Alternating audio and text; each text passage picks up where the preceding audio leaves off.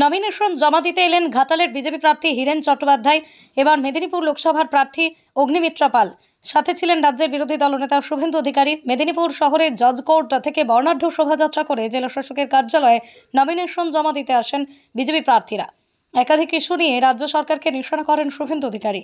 এদিন সকালে ট্রেনে করে প্রথমে খড়গপুর থেকে মেদিনীপুর পৌঁছন হীরেন চট্টোপাধ্যায়, পরে টোটো করে রওনা দেন জজ কোর্ট মাঠের উদ্দেশ্যে। সেখান থেকে মিছিলে পা মেলান তিনি। অন্যদিকে অগ্নিমিত্রা পাল শহরের বিভিন্ন মন্দিরে পুজো দিয়ে যোগ দেন।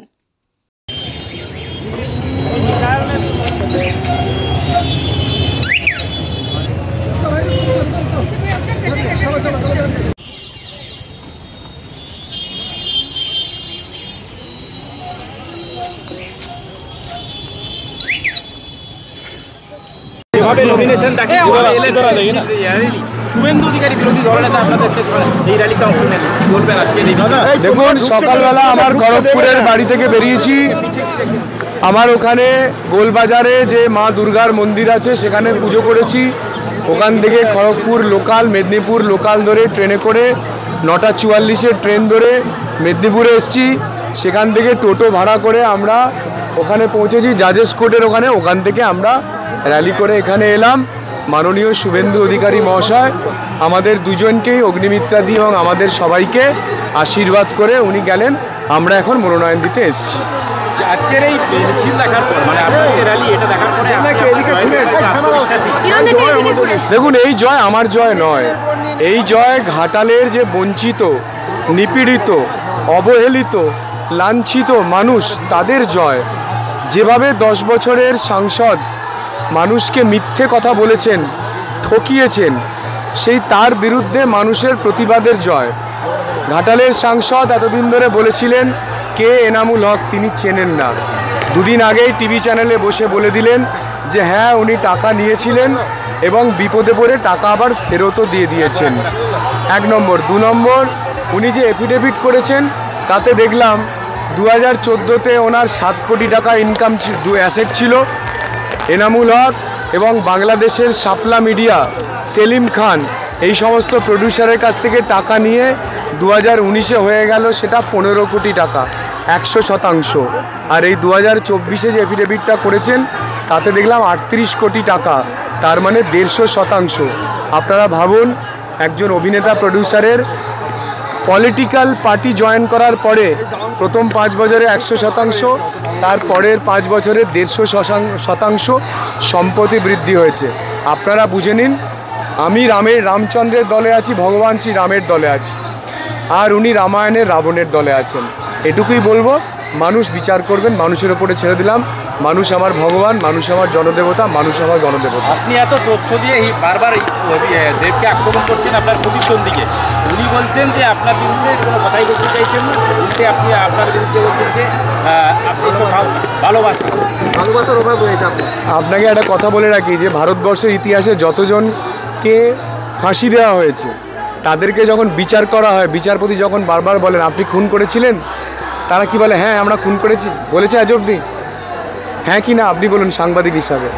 তো যার বিরুদ্ধে তদন্ত হচ্ছে সে বলবে হ্যাঁ আমি চুরি করেছি। গরুচোর এনামুল হকের কাছ থেকে টাকা নিয়েছে। একদিন তো বলছিলেন রিপাবলিক বাংলা চ্যানেল থেকে শুরু করে বিভিন্ন চ্যানেলে বসে বসে মিথ্যে বলেছেন যে আমি চিনি না ওনাকে। টাকা নেওয়া তো দূরের কথা, আজকে একটি টিভি চ্যানেলে বসে বলছেন যে হ্যাঁ আমি টাকা নিয়েছিলাম এবং ইডির চাপে পড়ে আমি টাকা ফেরতও দিয়েছি। তার স্টেটমেন্টও আছে ওনার কাছে। তাহলে সত্যটা কে বললেন? আপনারা বুঝে নিন। আমি তো এই সত্যি কথাটাই মানুষকে বলছিলাম এতদিন ধরে, যে একজন চুরি করেছে তাকে চোর বলবো না তো কি বলবো আপনি বলুন? আর যারা চুরি করেন, যারা খুন করেন, তারা কি কখনো এসে বলেন যে হ্যাঁ আমি চুরি করেছি, আমি খুন করেছি? আর আমার বিরুদ্ধে যদি কোনো অভিযোগ থেকে থাকে আপনি বলুন না। ওনার তো 38 কোটি টাকার সম্পত্তি, আমার সম্পত্তি আপনারা দেখে নিন। আমি এখনও ভাড়া বাড়িতে থাকি, আমি এখনও ভাড়া গাড়িতে চড়ি, আমার তো সব কিছু আমি এফিডেভিট করেছি, আজকে করব, আপনারা দেখে নেবেন। সেজন্য আমার কিছু বলার নেই। আমার সম্বন্ধে যদি কারো কোনো অভিযোগ থাকে সে অভিযোগ দেখান উনি। দেখুন, আমার সাথে কিছু বলা নেই বলে কিছু বলতে পারছেন না। আর যেটা আপনি সৌজন্যতা বলছেন, যে ভালোবাসার কথা বলছেন, সেই সৌজন্যতা উনি শুধুমাত্র মিঠুন চক্রবর্তী এবং সুকান্ত মজুমদারের বেলায় দেখান। সন্দেশখালীর মা বোন যখন 12 বছর ধরে অত্যাচারিত হন, তাদের উপরে যৌন নিপীড়ন হয়, তখন কিন্তু কোনো সৌজন্যতা বার্তা দেন না তিনি যখন বকটুইতে আমার মুসলিম মা মেয়েকে একসঙ্গে বাইরে থেকে তালা মেরে জ্বালিয়ে পুড়িয়ে হত্যা করে দেয় এই তৃণমূলের হারমাত বাহিনী, তখন কিন্তু উনি সৌজন্যতাবোধ দেখাননি। যখন কালিয়াগঞ্জে আমার বোনকে ধর্ষণ করে খুন করে দিয়েছে, তখন কিন্তু উনি সৌজন্যতাবোধ দেখাননি। কামদুনিতে যখন এই ভয়ঙ্কর মর্মান্তিক ঘটনা ঘটেছে, তখন কিন্তু উনি সৌজন্যতাবোধ দেখাননি। বারাসতে দেখাননি, মধ্যমগ্রামে দেখাননি, উনি পার্কস্ট্রিটে দেখাননি। ওনার সৌজন্যতাবোধ 26,000 চাকরিচোর পিসি ভাইপোর বিরুদ্ধে উনি কিন্তু দেখাননি। আজকে শুধুমাত্র মিঠুন চক্রবর্তী আর সুকান্ত মজুমদারের দুজনের বিরুদ্ধে দেখান। বাকি কোথাও সৌজন্যতাবোধ দেখিয়েছেন? একটু যদি আপনাদের কোথাও তথ্য থাকে আমাকে একটু এসে বলবেন। বিজয় মিছিল না, গণদেবতাকে প্রণাম করি। ওরা উৎসব তৈরি হয়ে গেছে। মোদিজি 400 নিয়ে আসছে, সুরাট জিতে গেছে, ইন্দোর জিতে গেছে, 2 দফাতে যত সিট সব বিজেপি জিতে গেছে। অর্থাৎ রেজাল্ট তো হয়েই গেছে, উৎসবের পরিবেশ।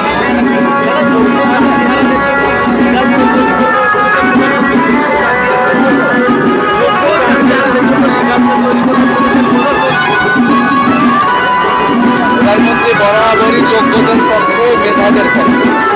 তিনি 10 লক্ষ চাকরি গত 1 বছরে দিয়েছেন পরীক্ষার মাধ্যমে, ওএমআরসির মাধ্যমে।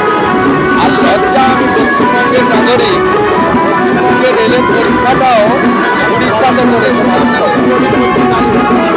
কি হয়, তৃণমূল টাকা নিয়ে ভর্তি করতে যায়।